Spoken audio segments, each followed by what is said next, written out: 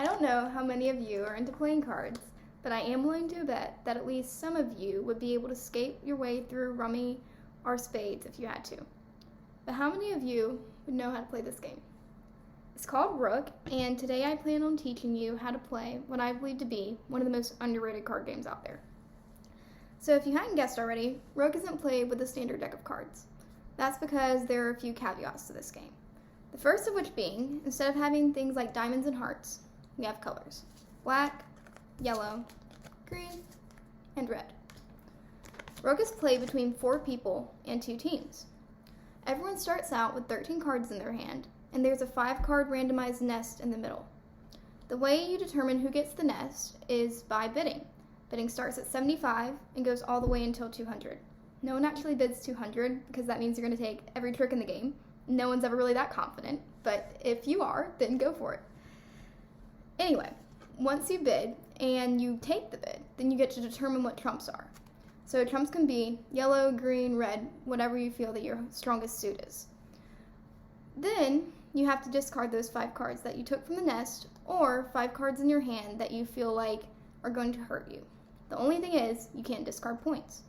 So in Rook, there are only a few cards that are associated with points. 10s are worth 10, 14s are worth 10, 5s are worth 5, and 1s are worth 15. But the highest point value card in the game, the Rook, is worth 20.